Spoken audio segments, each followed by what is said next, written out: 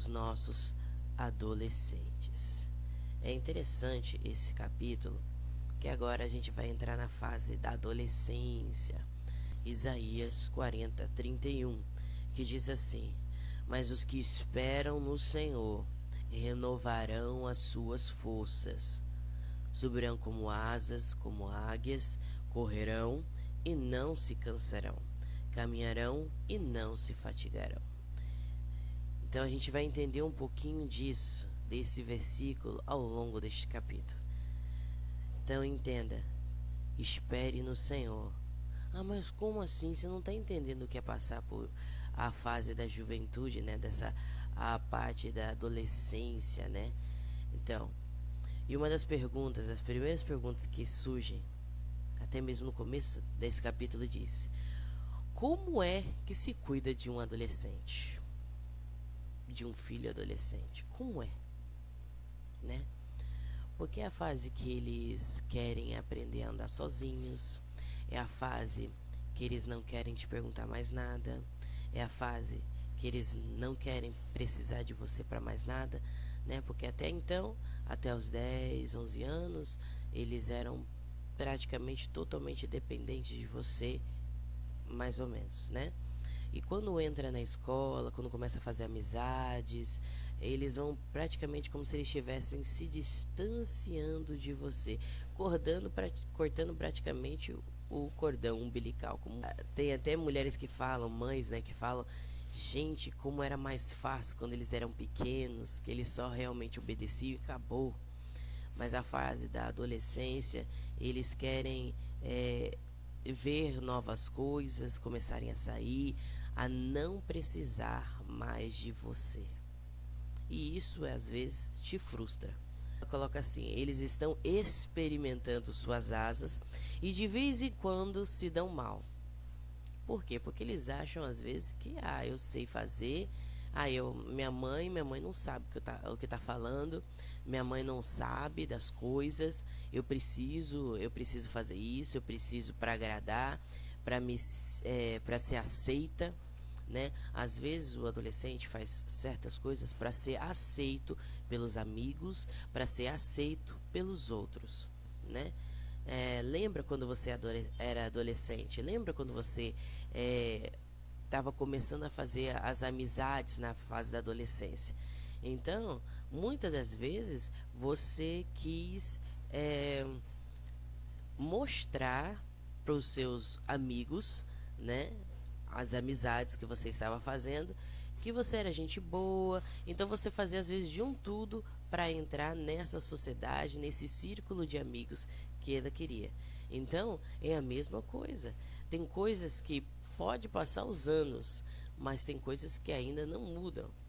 Eles estão se separando de nós e desenvolvendo a independência, um processo natural e necessário, mas doloroso. É fato, né? Porque até então eles dependiam totalmente de você, eles precisavam de você, e aí chega esse momento que eles não querem mais a sua ajuda. Não querem que você se intrometa, não querem que você faça parte de nada, e não querem a sua opinião, e aí se distanciam. Mas qual é a diferença de orar pelos adolescentes? Que é uma pergunta muito interessante. Tem uma certa mãe que até falou isso, e até ela escreveu no livro, que ela fala que quando a gente orava pelos pequenos, a gente não tinha que orar tão fervorosamente, né? Não precisava orar tão intensamente. Orava um pouco e estava bom. Quando chegou na fase da adolescência, aí que a gente começa a ter que orar o quê? Mais, com mais intensidade. Porque ali é quando você tem que apresentar mais coisas diante de Deus, como agir naquela situação. Então tudo isso são detalhes. Parece que você e seu filho adolescente estão sempre em pé de guerra. É ou não é? Você vai falar alguma coisa, ele briga. Você vai tentar perguntar o que está acontecendo, ele se enfurece. Então são esses detalhes. Ele não quer que você faça parte da vida dele. Saiba que essa etapa da maternidade exige mais. Mais o que? Mais oração, mais energia, mais entrega. Então, mais confiança em Deus, então, nem se fala. Mas entenda, não queira exigir, não queira fazer algo brusco, porque você vai acabar perdendo ainda mais o seu filho. Vai acabar distanciando ainda mais o seu filho de você. Então, são certas coisinhas, temos que procurar um pouco de equilíbrio, né, nas coisas. Eu sei que é difícil, é uma fase muito dolorosa, mas tenha fé, você vai conseguir em nome de Jesus. É difícil manter o equilíbrio entre a nossa obrigação e a obrigação do nosso filho, que é a parte de Deus. Por isso que ela fala dos anos difíceis, né? Às vezes a gente esquece o que a gente tem que se preocupar e às vezes a gente engloba o que a gente tem que se preocupar, o que o filho era para estar fazendo e o que Deus era para estar fazendo, porque a nossa preocupação, a gente acaba o que ultrapassando, passando à frente de Deus. Então, se você passar à frente de Deus, você vai estar perdendo mais o seu filho. E o que acontece? Vai demorar mais tempo para essa situação mudar. Ajude-os a encontrar o próprio caminho. Às vezes é difícil, porque ele sempre acha que não precisa de você, mas hoje, depois que a gente está enfrentando essa pandemia, seu filho está estudando em casa, tá certo? Para você entender. Só que ele tinha estudado em casa por 2 anos, né? E enfim chegou o momento de ele entrar na escola. E enfim chegou o momento de ele realmente estar participando de uma comunidade, de um grupo de amigos, né? Porque a gente sabe, numa escola tem vários grupos, né? Dos nerds, CDFs, né? Como era na minha época, dos bagunceiros, dos que não ligam, dos quietinhos. Então, é a fase que ele vai tentar se encaixar em um grupo desses. Então, ele vai fazer de um tudo para entrar. Só que o problema desse menino? Que ele tinha um problema de audição, né? Ele tinha um problema que ele não ouvia muito bem.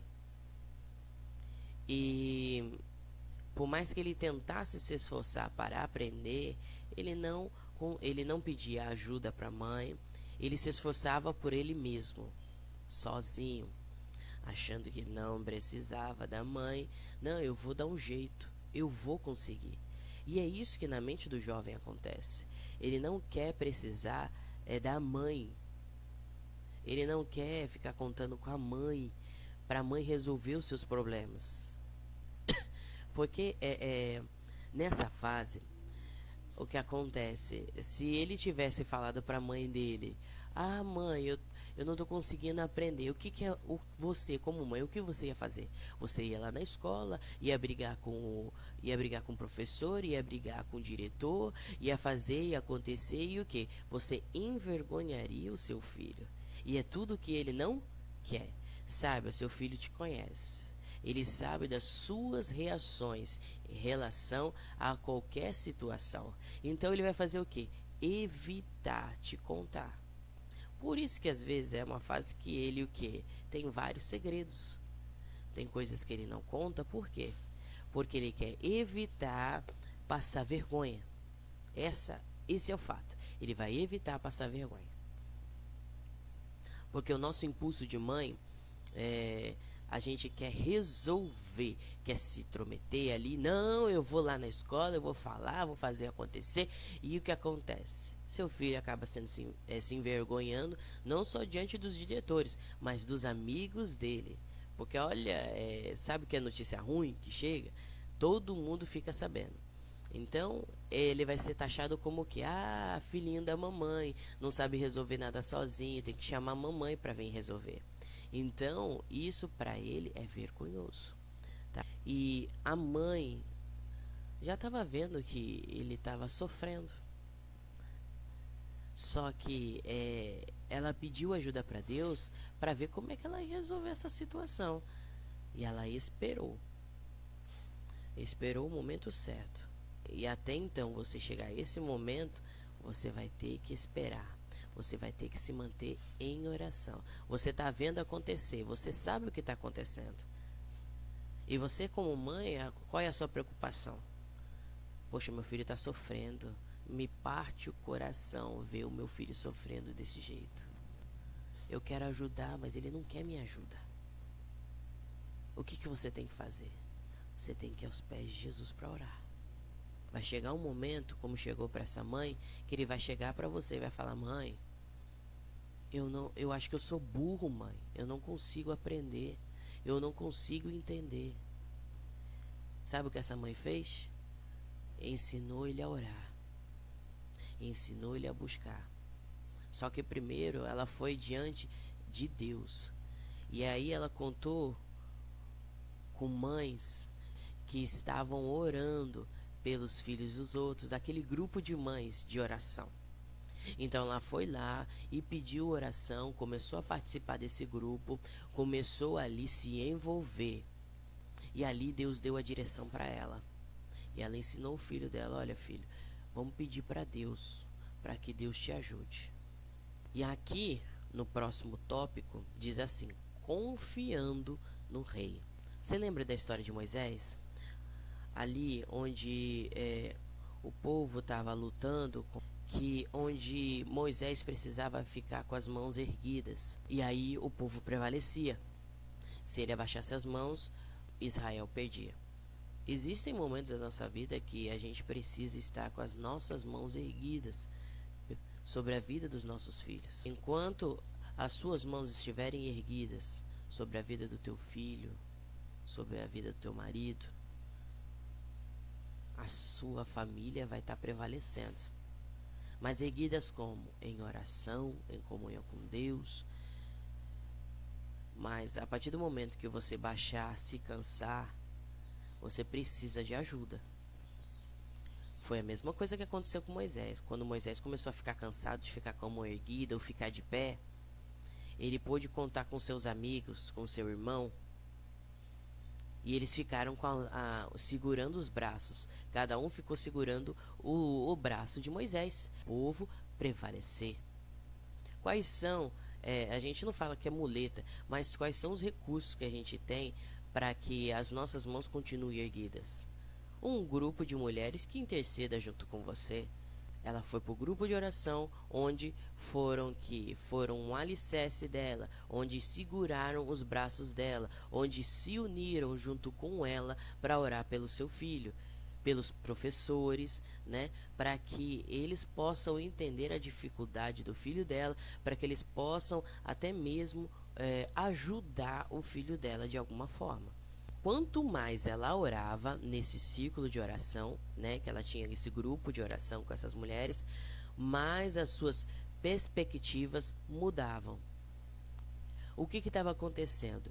Ela estava buscando mais de Deus, buscando mais da presença de Deus, intercedendo também pelo filho dela, tanto pelo filho dos outros, os professores da escola. Ela também estava mudando. Falou assim: no momento do louvor é que eu me sentia mais renovada. Então, basicamente, muitos acham que é só orar. Não, se a gente só vai orar, só orar, não. Saiba que o louvor também é uma ferramenta, é uma arma poderosa, onde você também é fortalecida. A palavra de Deus diz que ele habita em meio aos louvores do seu povo. Então, nós precisamos louvar. Ah, mas é só na igreja? Não, louva em casa também. Louva no seu quarto, na sua casa, na sua sala, lavando louça, lavando roupa, varrendo a casa. Vai louvando ao Senhor. Ele vai te encher, ele vai te renovar em nome de Jesus. O louvor me fazia lembrar com quem eu estava falando e do poder que ele tem. O louvor me fazia esquecer de mim mesma e da minha visão material elevava os meus olhos e me permitia ver o rei. É essa experiência que ela disse que tinha. Cada vez que ela louvava, ela sentia que Deus estava em controle de tudo. Ela sentia a presença de Deus envolvendo ela e trazendo paz. Ali começou uma mudança na vida dela. Começou uma transformação na vida dela. Quanto mais ela se aproximava de Deus, mais transformada ela ficava. E saiba de uma coisa, que o marido também viu a mudança nela. E o que aconteceu? Ele também começou a buscar a Deus. Não foi porque ela falou, você tem que buscar Deus. Tá vendo? Tá vendo que nada na sua vida tá dando certo? Porque você tá longe de Deus. Não. Ela influenciou, mas não falando. A vida dela estava mudada. Eles viam. E influenciou tanto o marido quanto o filho a orarem a Deus. É esse tipo de influência que Deus quer buscar em você. Você tem que influenciar sem palavras, sem murmuração, porque às vezes a gente quer julgar. Às vezes a gente quer murmurar. Não, minha irmã. Você quer ser uma influência? Mostre, não fale, mostre. Você precisa aprender a confiar no Senhor. Você precisa aprender a entregar na mão de Deus o seu filho. Mas não é entregar, Senhor, toma conta e eu não vou orar mais. Não, entregar é confiar que Deus está cuidando de tudo. Você já viu alguém competente no que faz? Ele servirá reis em vez de trabalhar para a gente comum. Quando a pessoa realmente faz um bom serviço, as pessoas fazem propaganda dela. Ela não precisa ficar falando, olha, eu sei fazer. Vamos comparar a um artesanato. Se ela faz algo de qualidade, com preço bom, o que o cliente vai fazer? Ele vai o quê? Fazer propaganda dela. Não, faz mesmo, olha, pode acreditar, eu vi, eu provei, é bom. Que Deus vai colocar o seu filho no lugar de honra. Foi o que aconteceu com o filho dessa irmã. Cada vez que ela orava e estimulou o filho e o marido a orar, Deus foi fazendo uma obra. E aí ele começou a se interessar em fazer informática. E ali o que aconteceu? Ele foi o melhor. Ele se sobressaiu. Ele acabou se sobressaindo. Aí vem um versículo. Acabou sendo competente. E aí o que? Aí ele sobressaiu naquilo lá. Naquela área, né? E aí a fama dele foi aumentando, foi aumentando. E ali aonde ninguém dizia, aquele lá, ele só tinha notas baixas quando ele começou naquela escola. Mas de uma hora para outra, Deus mudou a situação desse rapaz, desse jovem, desse adolescente. Veja como Deus faz a obra. Ele começa de uma forma que a gente não entende e chega a lugares que a gente nunca imagina. É Deus nos surpreendendo. Talvez o seu filho tenha um sonho de fazer algo. Poxa, eu quero fazer isso, mas eu não tenho condição. É o momento que você fala, filho, vamos pedir para Deus. Vamos orar para Deus. Ah, mãe, a senhora é louca, então faça você sozinha. Aí você vai estimular através da tua vida, você vai mostrar para o seu filho, tudo que eu peço para Deus, ele responde. Entenda que tudo que acontecia na vida do filho, ele entendia que era a mão de Deus. Então é isso que você tem que fazer seu filho entender. Olha, tudo isso que está acontecendo na nossa vida, por mais que sejam lutas, as bênçãos, foi a mão de Deus que operou. Quanto mais ela orava, ela via a mão de Deus operando na vida do filho, que o filho reconhecia que era Deus. Cansado de esperar. Algo que é muito interessante, que a gente tem que atentar. Não é da noite para o dia que a situação vai mudar. Por mais que a gente esteja orando pelos nossos filhos, adolescentes, a espera é uma frustração. Poxa, eu estou orando pelo meu filho e até agora eu não estou vendo mudança nenhuma. Parece que até que ele está piorando. Lembre-se, é o inimigo tentando tirar o seu foco. Deus está fazendo uma obra no coração do seu filho. E uma das coisas que teve uma mãe que falou, que eu achei muito interessante, que eu anotei aqui, orar por um adolescente requer paciência. porque cada vez que a gente vai orando, pedindo algo ao Senhor que trabalhe na vida do filho, nós somos provados naquilo que a gente pede. E assim requer aquela paciência, requer aquela perseverança. E às vezes nos frustra certas situações. Poxa, eu estou pedindo para Deus, eu estou orando ao Senhor e eu não estou vendo nada acontecer. Então, continue firme, perseverante em nome de Jesus. Uma coisa que eu achei interessante que ela fala que Deus nos mostra os benefícios da espera. Tem 2 versículos. O primeiro que eu falei é aquele que já estava aqui, Isaías 40:31. Mas os que esperam no Senhor renovarão as suas forças.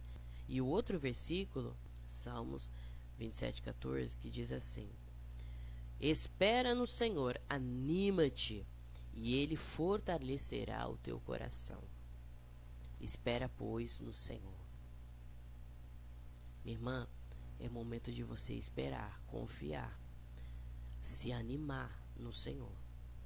Sei que às vezes a espera é angustiante, é frustrante, causa até mesmo um desconforto para você. Mas lembre-se, foi fácil quando você começou com Cristo? Foi fácil? Você já se entregou de uma vez?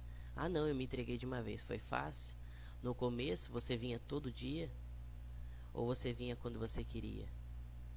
Então entenda que tudo tem um processo. A fase da adolescência é a fase que você tem que esperar.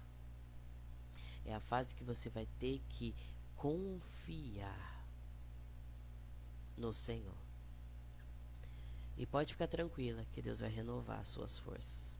O cumprimento das promessas de Deus na vida dos nossos filhos depende de esperarmos pacientemente por Ele, ao invés de desistirmos ou murmurarmos. Quanto mais você faz do seu jeito, quanto mais você insiste em fazer dessa maneira que você está fazendo, que não tem a direção de Deus, você está perdendo tempo e aí vai se distanciando ainda mais. Vai levar mais tempo do que você imagina. Por quê? Porque você está impedindo o trabalhar de Deus na vida do teu filho. A persistência é a chave que abre o tesouro no céu. Mas a persistência onde? Em oração. Existem 2 coisas que me ajudam quando fico cansada do processo da espera. A primeira é concentrar no caráter de Deus. Lembre-se, Deus também entregou seu único filho para morrer por nós. Mas Ele o que fez? Esperou. A obra tinha que se cumprir. Você tem que esperar e confiar no Senhor. Orando, cercando o seu filho de oração, cercando o seu filho ali da presença de Deus, mas não forçando ele, mas sim você tendo comunhão com Deus, você se santificando. Muitos já passaram pelo processo do tempo. Até ela citou vários exemplos de heróis da fé. Se você quer saber os heróis da fé, lá em Hebreus 11 fala sobre vários. Mas o que eu vou falar para vocês aqui é sobre Ana. Ana teve que passar pelo teste da espera para ter o seu filho. Qual era o desejo dela? Poxa, Senhor, eu quero um filho. Eu quero um filho. Anos se passaram, ela era estéril. Foi frustrante para ela. Nossa, e como? Porque ela chorava direto, angustiava-se. Mas ela foi perseverante. E Deus honrou. E surpreendeu que Deus deu 7 filhos para ela. Entenda que se você for ver os heróis lá, nem todos tiveram a resposta que eles queriam ou que eles esperavam, ou do jeito que eles achavam que ia ser. Quando Deus começa a fazer uma obra, Deus vai fazer uma obra no nosso coração, no coração do filho, não do jeito que a gente pensa que vai ser. Deus vai te surpreender com mais. Ah, eu só quero meu filho convertido. Talvez Deus tenha um plano maior para a vida do teu filho. Não ache que Deus não está cuidando do seu filho. Não ache que Deus está sarando as feridas do coração do seu filho. Você não sabe às vezes o que está no coração. Lembre-se, quem é que vê o coração? É Deus. Então, talvez o processo do tempo está sendo para o quê? Para sarar, para ensinar, para convencer o seu filho. Lembre-se, quem é esse Deus que a gente confia? É um Deus provedor que provê todas as minhas necessidades. É um Deus que sara as feridas do meu coração. Se você for ler a Bíblia, minha filha, você vai ver o que Deus fez. E todo aquele que foi diante do Senhor não voltou com as mãos vazias. Como é que você vai ensinar o seu filho, adolescente, que aquilo que ele está fazendo não é certo? Fazer isso, mas quando você está vivendo essa situação, é totalmente diferente. Porque às vezes o desespero, a preocupação, o medo tenta tomar conta. E às vezes isso tapa os nossos ouvidos e nos impede de ouvir a voz de Deus. Não ache que Deus não sabe o que está fazendo na vida do teu filho. Você está orando. Você não sabe como é poderosa a oração de uma mãe por um filho. Por mais difícil que seja, eu creio que uma oração que devemos fazer é que nossos filhos sejam apanhados no erro. Você já fez uma oração assim? Você teria coragem de orar para que Deus permitisse que ele fosse pego no erro? Permitisse que ele passasse alguma vergonha, algum tipo de constrangimento para ele poder aprender que aquilo é errado? Lembre-se, ele precisa também ter as suas experiências, as suas decepções. Nem tudo você vai poder proteger. Ele precisa, ele não está querendo caminhar sozinho, ele não está querendo independência.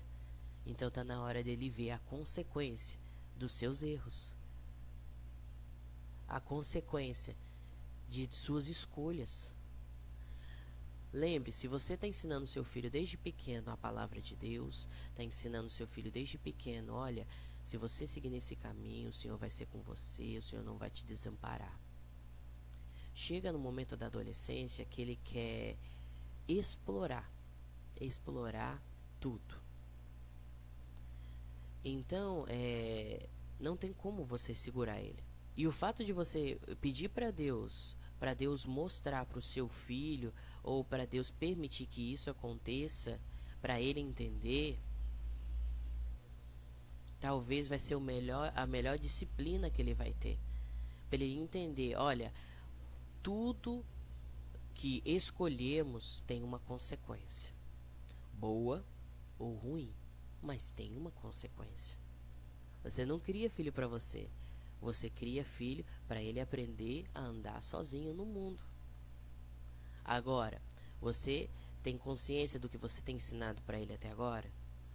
Ah, mas ele não quis ouvir. Então ore. É na oração que você vai vencer as suas guerras, os seus problemas. Não é você que vai conseguir convencer o seu filho de que aquilo está errado. Entenda bem, minha irmã. Entenda isso. Muitos de nós tivemos que precisar da disciplina de Deus.